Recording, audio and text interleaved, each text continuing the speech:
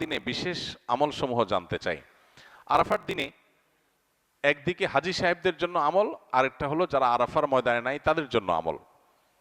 যারা হাজী সাহেবরা আরাফার ময়দানে অবস্থান করছেন তাদের জন্য ওই দিনের সবচেয়ে শ্রেষ্ঠ আমল হলো লা ইলাহা ইল্লাল্লাহু ওয়াহদাহু লা শারীকা লাহু লাহুল মুলকু ওয়া লাহুল হামদ ওয়া হুয়া আলা কুল্লি শাইইন কাদির।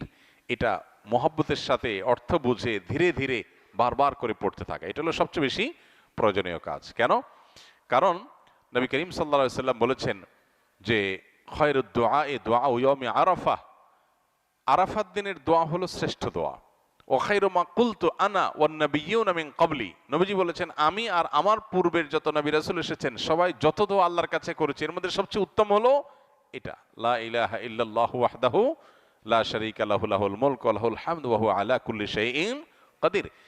আল্লাহ ছাড়া সত্যিকারের কোনো মাবুদ নাই, লা ইলাহা ইল্লাল্লাহ ওয়াহদাহু লা শারীকা লাহু, তিনি একক এবং তার কোনো শরীক নাই। লাহুল মুলক ওয়া লাহুল হামদ, রাজত্ব এবং প্রশংসার অধিকারী একমাত্র তিনি।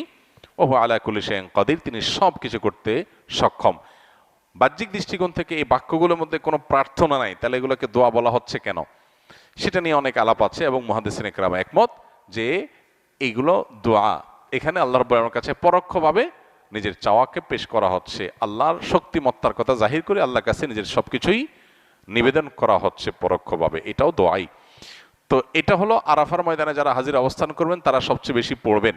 অনেক উলামা একরাম অবশ্য বলেন যে এই দোয়া অর্থাৎ লা ইলাহা ইল্লাল্লাহু ওয়াহদাহু লা শারীকা লাহু লাহুল মুলকু ওয়া লাহুল হামদু ওয়া আলা কুল্লি শাইইন কাদির, আরাফার দিনে, আরাফার বাইরে যারা পৃথিবীর বিভিন্ন প্রান্তে গায়রে হাজি যারা আছি তারাও পড়তে পারেন, বরং আরাফার দিনে তাদের এটা পড়া উচিত এবং এ ব্যাপারে অনেকে রেকমেন্ড করেন।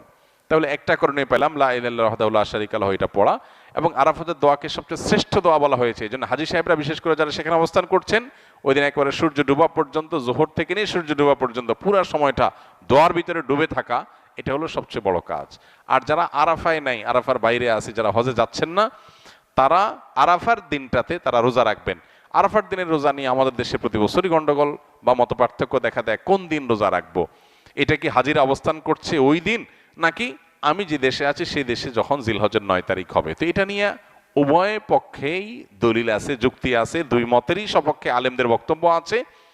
সেক্ষেত্রে তুলনামূলকভাবে আমি যে দেশে আছি সেই দেশে জিলহজের 9 তারিখটা হলে সেটাকে আরাফার দিন হিসাবে, আরাফার দিন যদিও বাহ্যিকভাবে মনে হয় যে আরাফার ময়দানের সাথে সংশ্লিষ্ট, কিন্তু আসলে এই যে দিনগুলা ইয়াউমুত তারবিয়া, ইয়াউমে আরাফা, ইয়াউমুন নাহার, ইয়াউমুত তারবিয়া বলা হয় জিলহজের 8 তারিখকে, ইয়াউমুল আরাফা বলা হয় জিলহজের 9 তারিখকে, ইয়াউমুন নাহার বলা হয় জিলহজের 10 তারিখকে। এখন এই নামগুলো যদিও হাজিদের হজের সাথে রিলেটেড, কিন্তু হজের বাইরে যারা আছে তাদের জন্য আপনার ফিকহের কিতাবগুলোতে বিভিন্ন দ্বীনি কিতাব পুস্তকে ইয়াউমে তারবিয়া, ইয়াউমুন নাহার বলা হয়েছে। এর মানে এটা না যে হাজিদের সাথে মিল করতে হবে, যে দেশে যেটা হবে সেটাই প্রযোজ্য হয়। তো সেই আলোকে ইয়াউমে আরাফা আপনি যেখানে অবস্থান করছেন সেখানকার 9 তারিখ হিসাব করে রোজা রাখতে পারেন। যদি আপনার কাছে বেশি মনে হয় যৌক্তিক যে না হাজিদের অবস্থানের সাথে মিল করে রাখাটা, যেহেতু নামের মধ্যেই ইয়াউমে আরাফা আছে, অতএব ওইটা আমি রাখবো, তো সেক্ষেত্রে আপনি সেটাও করতে পারেন, কোনো অসুবিধা নেই। কোন কোন রেওয়ায়েতের আলোকে জিলহজের প্রথম 9 দিনের প্রত্যেক দিন রোজা রাখা উচিত, কারণ মামিন আইয়ামিন আল আমালুস সালিহু ফিহিন্না আহাব্বুলিল্লাহ মিন হাযিহিল আইয়াম, বুখারীর হাদিস রয়েছে। এই দশকটাতে এমনি নেক আমল করা উচিত, অতএব নফল রোজা আপনি প্রথম সবগুলো দিন রাখতে পারেন, তাহলে আর কোনো ইখতিলাফের ঊর্ধ্বে এমনিই উঠে গেলেন। অতএব আরাফার দিনে আরাফাতের বাইরে যারা আছেন তারা রোজা রাখবেন, আর আরাফাতে যারা আছেন তারা কি করবেন? ওই যে লা ইলাহা ইল্লাল্লাহু ওয়াহদাহু লা শারীকা লাহু বেশি বেশি পড়বেন আর বেশি বেশি আল্লাহর কাছে দোয়া করবেন। দোয়াটা অবশ্য আমরা আরাফাতে যারা নাই তারাও করতে পারি। বাজারে বিভিন্ন দোকানে সহজ কিস্তিতে ঘর সাজানোর বিভিন্ন ফার্নিচার, ইলেকট্রনিক পণ্য, মোবাইল, ল্যাপটপ ইত্যাদি দিয়ে থাকে, যেগুলো কিস্তিতে নিতে গেলে ইন্টারেস্ট দিতে হয়।